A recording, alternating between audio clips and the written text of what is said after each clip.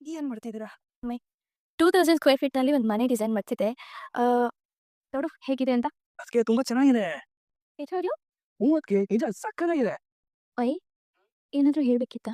ಅದ್ಕೆ ಬೆಳಗ್ಗೆ ನೀವು ದೇವಸ್ಥಾನಕ್ಕೆ ಕರ್ಕೊಂಡೋಗಿ ಬಂದಾದ್ಮೇಲಿಂದ ನಂಗೊಂಥರ ಖುಷಿಯಾಗಿದ್ದೀನಿ ಅಂತ ಅನ್ನಿಸ್ತಿದೆ ಅದ್ಕೆ. ಥ್ಯಾಂಕ್ಸ್. ನೀನೆಲ್ಲ ಅರ್ಥ ಮಾಡ್ಕೊಂಡ್ರೆ ನನಗಷ್ಟೇ ಸಾಕು ಮೈ. ಅದ್ಕೆ ನನಗೆ ಅಮ್ಮ ಬೇಕು ಅನ್ನೋದನ್ನ ನಾನು ಯಾವತ್ತೂ ಮರೆಯಲ್ಲ. ಆದ್ರೆ ನೀವು ತೋರಿಸೋ ಪ್ರೀತಿಯಿಂದನೇ ನಾನು ಎಲ್ಲಾನು ಮರೆತು ಬದುಕ್ತಿದ್ದೀನಿ. ನೀವೇ ಹೇಳಿದ್ರಲ್ಲ ಅದ್ಕೆ, ಆ ದೇವರು ಅಮ್ಮನ್ನ ಯಾವಾಗ ಬೇಕಾದ್ರೂ ಕಳಿಸ್ಬೋದು ಅಂತ. ಅಲ್ಲಿವರೆಗೂ ನಾನು ಈ ವಿಷಯದ ಬಗ್ಗೆ ಯಾವತ್ತೂ ಮಾತಾಡಲ್ಲ. ಅದ್ಕೆ ನಾನು ನೊಂದ್ಕೊಳ್ಳೋದು ಇಲ್ಲ. ಮೈ, ನೀನು ಅಂದ್ಕೊಳ್ಳೋದಿಕ್ಕೆ ಯಾವ ಕಾರಣನೂ ಇಲ್ಲ. ಇಲ್ಲಿ ಎಲ್ಲನೂ ಇದೆ ಮೈ. ನೋಡು ಮೈ, ನಾವೆಲ್ಲ ಜೀವನ ಜವಾಬ್ದಾರಿ ಅಂತ ನಮ್ಮೊಳಗಿರೋ ನಗುನೇ ಕಳ್ಕೊಂಡ್ಬಿಟ್ಟಿವಿ.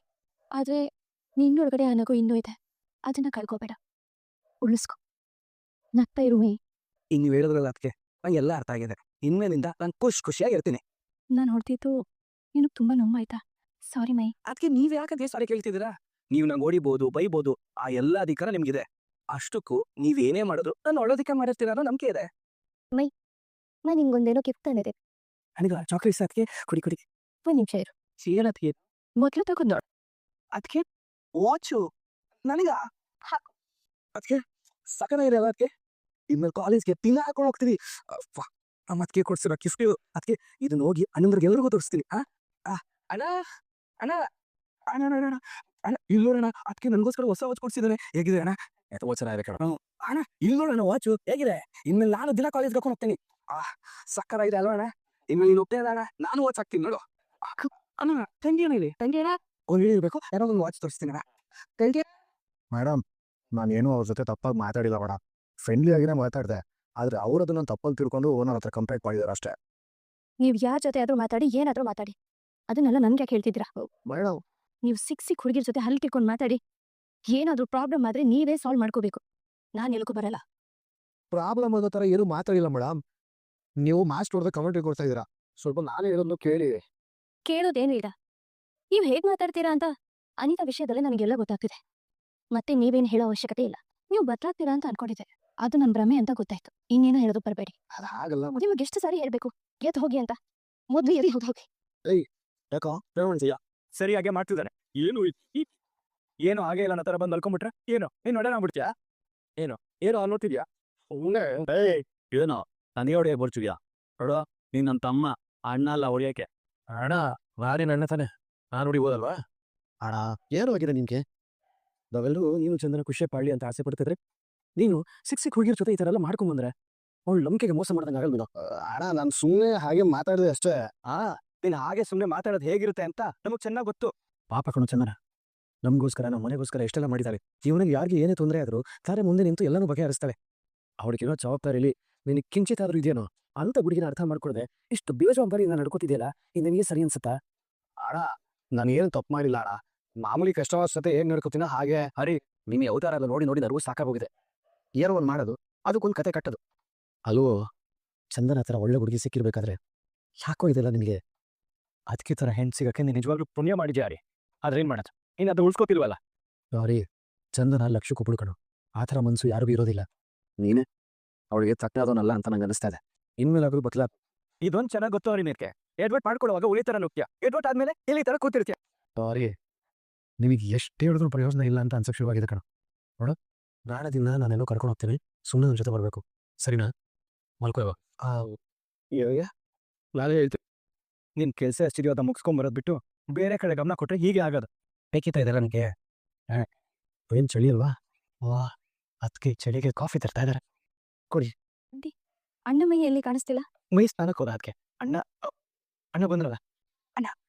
ಹೌದನಾ? ಇದೆಲ್ಲ ಇದು ಕಾಫಿ ಕುಡ್ದಂಗೆ ಹೋಗ್ಬಿಟ್ರು. ನೀನು ಮಾಡೋ ಕೆಲಸಗಳಿಗೆ ಕಾಫಿ ಬೇರೆ ಕೊಡ್ಬೇಕಾ? ಜಾಸ್ತಿ ಮಾತಾಡ್ತಾ ಇದ್ಯಾ. ಕುಡಿ ಕಾಫಿ. ನಾನು ಕುಡಿ. ನಾನು ಕುಡಿತಿದ್ದೆ ಮೇಡಮ್. ಕೊಡ, ನಾನು ಕುಡಿಯೋಣ. ಏನು ಇದಲ್ಲ? ಸಾರಿ ಅದಕ್ಕೆ ಮೇಡಮ್, ನಾನೇನು ಮಾಡಿಲ್ಲ, ಎಲ್ಲ ಇವನೇ ಮಾಡಿದ್ದು.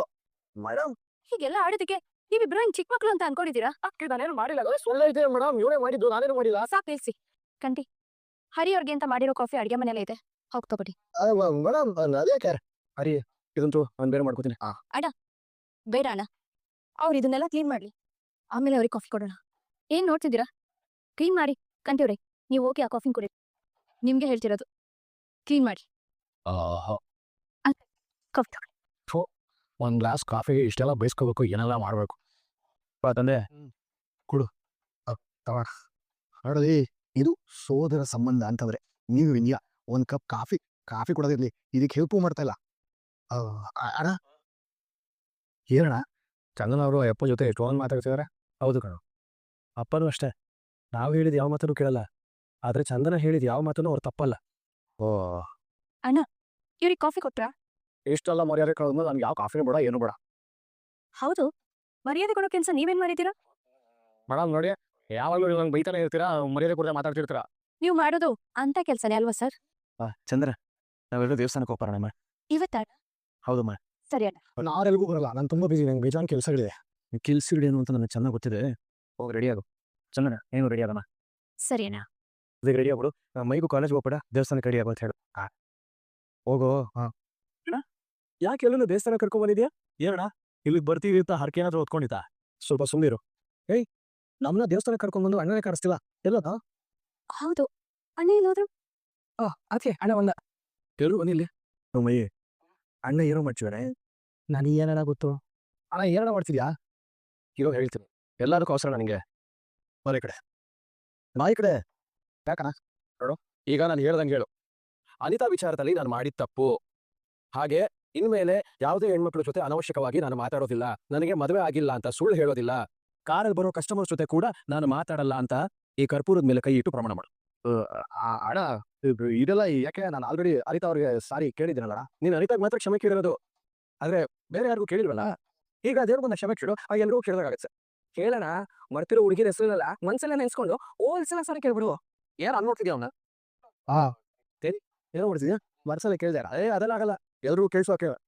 ಅಯ್ಯೋ, ಏನು ಕೇಳ್ಬೇಕಾ? ಅಡಿ ನಾನು ಹೇಳ್ಕೊಡ್ಲಾ? ಬರ ನಾನೇ ಕೇಳ್ತೀನಿ.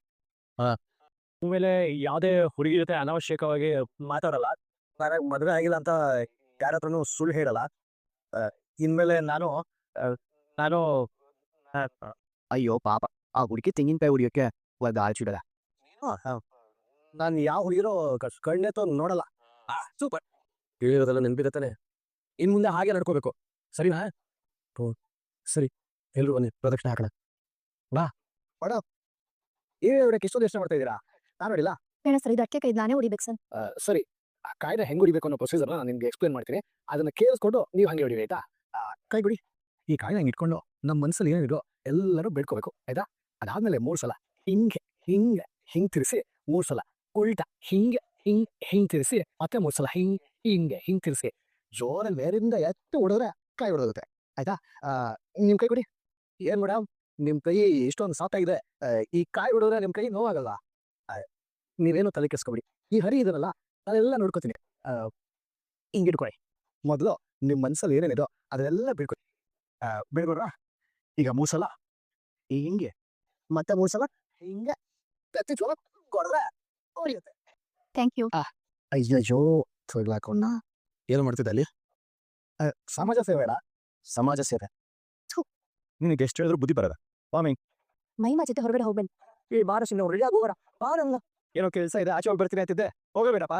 ಇದು ತಗೊಂಡು ಮುಟ್ಟ ಈಗ